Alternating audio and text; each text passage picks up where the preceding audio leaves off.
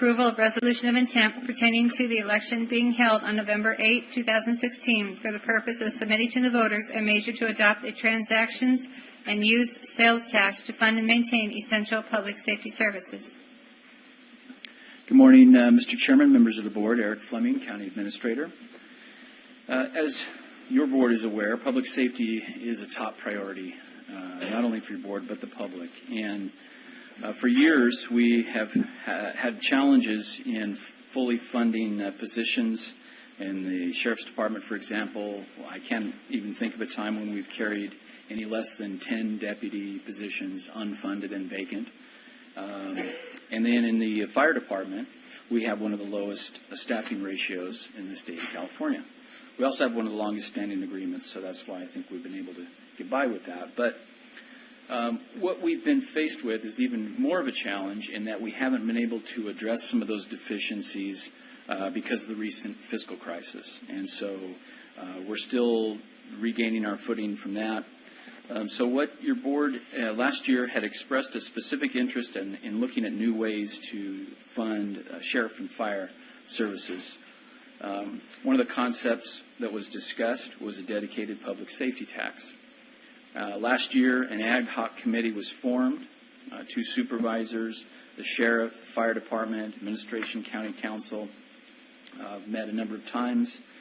We also were joined by someone who is an expert in this area, who had worked on our transportation Measure T. And then also we have been consulting with a member of our community who is very familiar with these issues as well.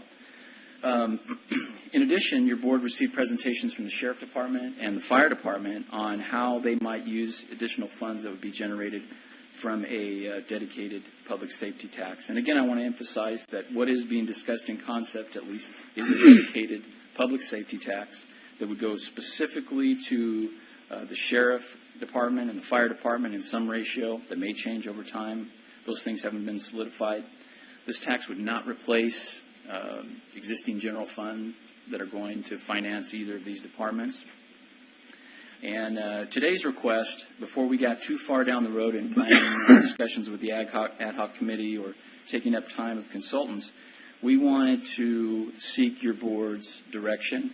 And the resolution that's before you today just supports us continuing to explore this dedicated public safety tax. This isn't a resolution that places a measure on the ballot. That would be coming in the future if your board chooses to want to proceed in this direction. In the near future, next steps, if you direct us to do so today, we'd come back to your board with a contract with a consultant to provide services such as financial research, community outreach, opinion research, and expenditure plans for both the sheriff and fire department. Fiscal impact-wise, professional services are, I think, going to be required in order for this ballot measure to be successful if your board wants to proceed in that direction. And from some preliminary estimates, these types of services could be in the neighborhood of $200,000 or so. We think there may be an opportunity to get some funding from sources, but at the end of the day, I think there is going to have to be some commitment from the general fund to go towards this education and outreach piece, and more specifically, it would come out of the general fund reserve. So we have some folks in the audience today. We have Georgina Vivian, who has helped us out a bit and given us some advice as we've gone. She worked successfully on the Measure T, transportation measure. And then we also have William Ritchie, and he is a resident of Madera County who has attended a number of our town halls and has been very helpful in informing the public about our current situation. So they're here today as well, and I'm available if you have any questions. Paul? Yeah, I just can't tell you how important this is. In fact, I got a letter from a lady today, actually, saying that she'd been dropped by 2 different insurance companies and whatever she could do to help us. And I don't know who she is, Kathleen Teeter. I don't even know where she lives, but this is so important, and I'd really like to have Bill come up and just give a little history so the public knows and it's on record. He has been such a help on this, and it's just It's just something that we got to let the people make that decision whether they want to do this or not. It's not our decision is just to give it to the public and let them make that decision. And that's the main thing that we as supervisors should be doing. Thank you, Bill. Thank you. Good morning, Mr. Chairman, members of the board, and county staff, and members of the public. My name is Bill Ritchie. I reside in Raymond. 35 years background in pre-hospital emergency care and hospital-based emergency and trauma care, most here in the San Joaquin Valley, Fresno, Madera counties. Most of you know I've spent a lot of months involved in advocacy in something I feel very strong about from my personal experiences. I've attended a number of town hall meetings. I've met with a lot of the paid call firefighters. I've met with a lot of the CAL FIRE staff and spoken at some service clubs. And as expected, this fire season that we just concluded was of disaster proportion. It could have been worse. And the response to that disaster, county resources, particularly from volunteer engines and water tenders, were heavily involved in state resource area and Forest Service area fires. When this coverage and these incidents occur, that means remaining volunteer companies at times had difficulties in responding to calls. The call out for engine companies at times from volunteers does go unanswered. With greater frequency, call outs for water tenders go unanswered. There have been several times where I've been concerned as a mountain resident where the state engine located at Raymond and the county staff volunteer engine located in Raymond has been dispatched for coverage or to incidents in the valley area. Either when really sometimes what is not a major incident but becomes a major incident because of the lack of adequate staffing of these engines. More resources are pulled and displaced. The justification that brought this discussion up was the ISO and insurance premium crisis. And, of course, the policies in some of the, of course, when we talk about low ISO rating, that's the bigger number. But many people that have been rated 10s, their policies are thousands of dollars. And in some cases, they can't be written. If this trend continues, I see where it could negatively impact real estate values. It could be a deterrent, I believe, to commercial development in this county. But besides ISO as being the opening issue to bring this to discussion, there are really about 4 or 5 other issues that are just as important, if not more. I said to this board at the April 28th meeting that firefighter safety, both of the paid professional and paid call staff, is at risk when there's just a single firefighter responding to a call. Of course, to attack a fire, they need to have 2 on the inside and 2 on the outside. 2 on the outside to be able to rescue firefighters that go in for search and rescue or an interior attack. We have a need, as you know, for additional fire equipment. Much of the county's fleet is aged. Its reliability, it's much more intense for maintenance and repairs. When the equipment starts to get 25 to 30 years old, the safety and reliability of that equipment becomes a problem. The paid call firefighters in this county feel sometimes, they voice to me, as second-class firefighters because often they receive the oldest and most obsolete equipment to perform what is really a frontline service. CAL FIRE has said, and this board has said, the county will always rely on paid call firefighters. And we have a dwindling number of paid call firefighters in this county. It's aging. Although there might be 175 people on the books, the actual numbers of active paid call firefighters that struggle to keep the responses up, from what I hear from PCFs, is more like 50 active PCFs that routinely respond to calls. I believe compensation and incentives for paid call firefighters has been long neglected. It might not solve the recruiting and retention problem, But the paid call firefighters are now at minimum wage as of January 1st. Still, their training is uncompensated. The response to emergency medical and rescue calls like that, which comprise 70 to 80%, they're not compensated for. And any solution that's proposed for this problem, I will say what's politically incorrect, but there is a schism that exists between the paid call staff and the professional staff. And there's going to have to be an effort, I believe, by this board to bridge that gap and provide the resources to the paid call firefighters so they feel valued and part of this team if we're going to rely on them. Finally, I want to address the risk, the property loss risk, and the loss of life risk due to prolonged response and inadequate staffing. This is really the most critical issue. I mentioned several times the Bondelli Rancho incident in 2014 where there was a water tender delay. Those kinds of delays still happen. In contrast, an example of the system that works well, just a few months ago in North Fork, there was a man riding his bicycle and collapsed. And due to the close proximity of firefighters that could get there in a short amount of time with an AED and defibrillate him, in 3 days he's out of the hospital and back to a full productive life. The attempt to measure loss of life in dollars, although people have tried to do it, is not really the issue because the loss of life in personal loss and grief is immeasurable.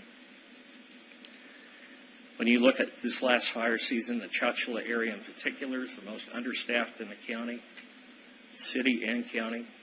Fire departments. There's an over-reliance on volunteer personnel, long response times, and of course you know the city of Chowchilla lost a water tender backing up the county on a county fire this summer.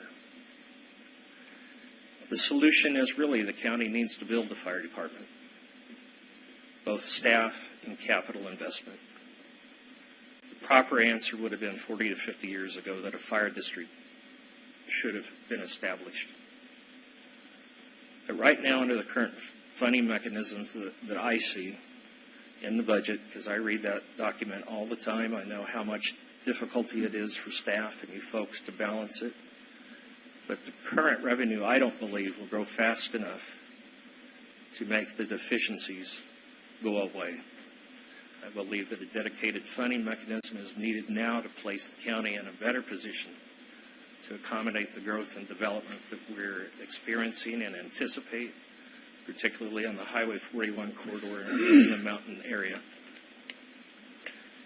I want to emphasize, I believe this is an issue where the voters should be given the opportunity to decide whether or not to address if they want a tax. If they have the opportunity to decide, then I feel that this board has met its obligation to put that question before them and educate them as to the deficiencies and the possible solution. I believe the board does have a responsibility as our elected representatives to evaluate, assess, and make recommendations in education available to the public. I do not believe no is a solution to this problem. So I ask you today, respectfully, to support moving forward with this resolution and a feasibility study. Final comment that I would have is even as much as we need this effort, I believe the November 2016 ballot could be very difficult in achieving the task that should be completed before a successful campaign could be mounted. That's only 9 months away. And after any monies would be allocated for the feasibility study, then there would be the need to raise campaign funds to wage a successful campaign. Finally, the State Legislative Analyst's Office issued a report about a year ago. The timing of special tax measures is presented to local voters, whether it's on a general election or a non-general election, significantly affects the success of such a measure put before voters. And they report the figures that a general election successful ballot measure for special tax is approximately 49% success for public safety. And on a non-special election ballot, it approaches 59%. And 59% is about 20% more than 49%. I believe it would be easy to get a majority vote. I believe it will be a challenge, particularly on a general election, to get a 67% vote. Thank you for allowing me to share my comments and interest in this matter. Thank you very much. Thank you. Brett? Thank you for your words. I'm not going to speak to the necessity of the tax and what it means to our public safety entities. I think that was detailed very well by you, and we've discussed it at length here. I want to thank this board for placing me on this ad hoc committee. This is the purest form of taxation with representation. It is putting it on to a ballot measure. Looking at this and looking at what the measure is going to say, I take with grave responsibility, making sure that it's written so that these taxes don't go to anything other than the funding of public safety, that what the voters said they would want to have or not want to have spent on it. Just getting it onto the ballot is the first step.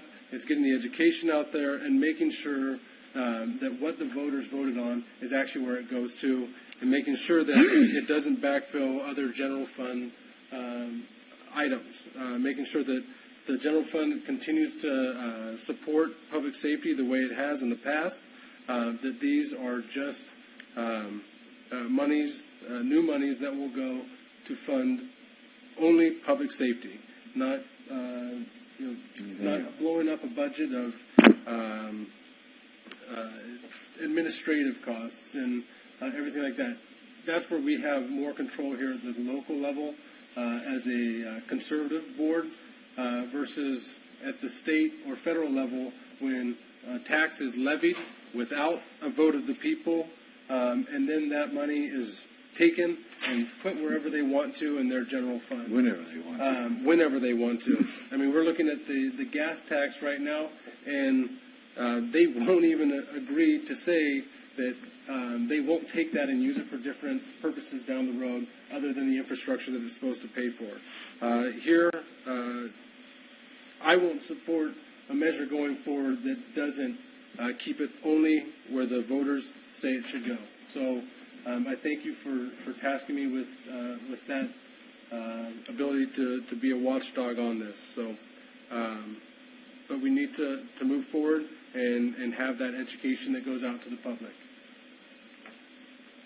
Yeah, just one last statement, which I didn't say at first, and Bill brought it up, is that I want to really stress that we want to take some of this money to help our volunteer firemen for their uniforms, for their training, and more pay for when they do this. I want them to be paid for every time they go out, whether it's a fire and or accident. So I just think it's so important. So to get more people, that's when we're going to get young people. They can't afford to do the training stuff they have to now. So you bring it to the public, and I'm ready to make a motion. Anybody else have any comment? I'd like to make a comment. We're voting on something to basically hire a consultant, correct, to look at this.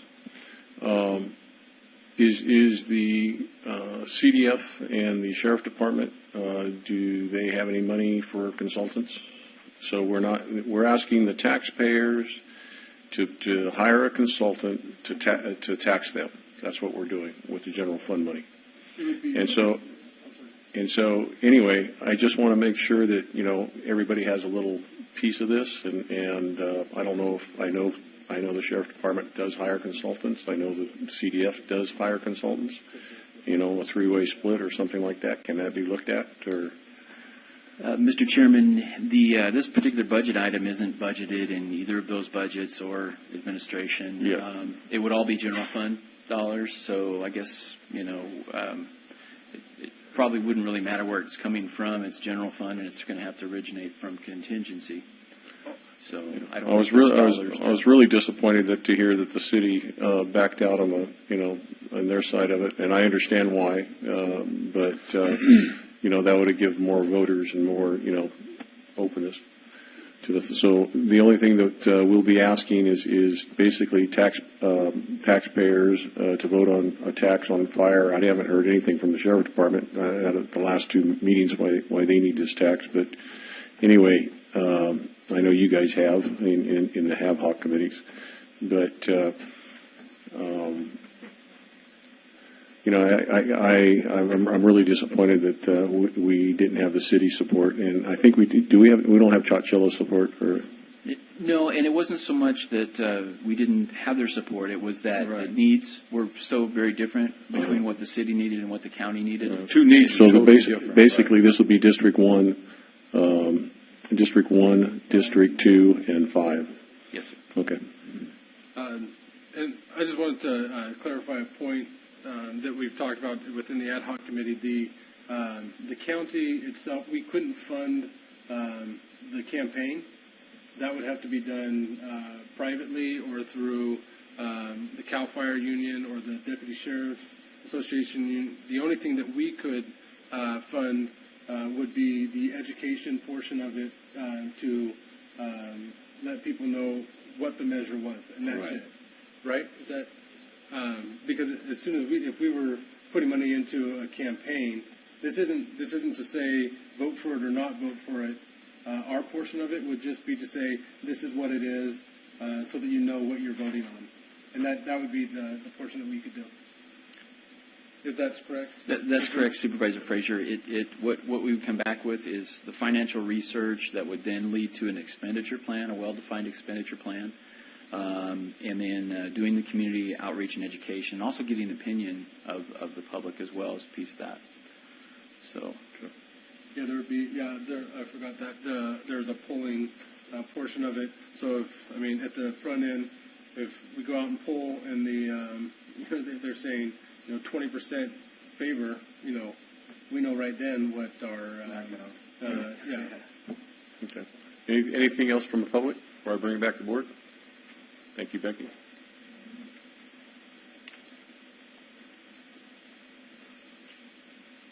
Thank you. Good morning. Still morning. Rebecca Martinez, Clerk Recorder, Registrar of Voters. My only concern is the timing. In the resolution, it states that the matter would be brought back on or before August the 2nd, which really cuts it close to the legal deadline for putting something on the ballot. Our preference is to have all of the materials to us, which would include the tax rate statement, the impartial analysis, and perhaps the fiscal impact statement by July the 6th, which is E-minus 125. We could probably still work with it shortly after July the 6th, but there's a lot to be done by way of publications, getting the things translated. The printing deadlines is big because what it does is if we have to wait for a while to get the resolutions and things of that sort, it pushes Madera County's printing schedule back. So then it forces us to put out materials that are not timely. So those are my only concerns, is just the timing of it. We can change those dates. I mean, that's. Ms. Martinez brings up a very good point, and I think that was put in just to let everyone know that that's kind of the drop-dead date. But we would definitely want to take that into consideration, that everything needs to be there earlier. And as a matter of fact, we would immediately, whether it's the next meeting or the following meeting, we'd have the consultant agreement back before your board. That's the first thing we need to do, and get some direction on that and get moving forward so we can get all these pieces and meet the deadline if it's July or whatever it needs to be there. Sounds good. Thanks, Becky. Okay, thank you. Max? The chairman stated something about it's unfortunate the city pulled out, but you know what? Indirectly, probably the best thing could happen. Yeah. You have a lot of people live in the city of Madera, and they just don't see the urgency of this matter, and they would probably vote no on it. I think so too. So, and the people that live up in the rural areas or up in the mountains, the foothills and all that, they see firsthand what can happen. So I see it as a win-win situation. I mean, they saw what happened last summer, and what can happen again. So for them to vote against this project would be to cut their nose off. You know, that you got to vote for it because they see their insurance rates go up, and then many times it disappears. The companies don't want to insure properties up there because it's a loss situation. I used to sell insurance before, and anytime a house is more than 5 miles away from a fire station, it's a total loss. It is a total loss. That's what the industry sees. That they don't want to insure losses.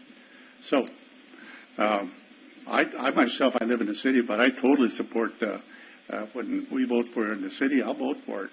You know, you have to pay. I mean, you got to pay for these services, and we're negligent right now. We just don't have enough people out there to Well, earlier when we need them. Earlier I mentioned, you know, when we were talking about the fire and the fires up there and stuff. And to me, this is a government-caused issue, and the government should be paying basically the CDF and our sheriff department because of the issues that we have with fire and safety. I mean, this is all the way from federal government to state government, the issues that we are having right now up there. And that's why Rick, you know, when you... No, I'm just saying, it's just the bark beetle and all that stuff and everything else. And I hate to put a more burden on the taxpayer because it's actually the government that caused them to have to vote for this tax in a county. It's just absolutely, and I agree, and I agree with it. And we've been through the volunteer program 3 years ago, and we saw where that got us. But anyway, I just want to make that clear the way I'm thinking about it. Well, Rick, you know, you got to think. You know, we were debating this, talking about it a few moments ago about previous administrators or people that work for the county not doing their job.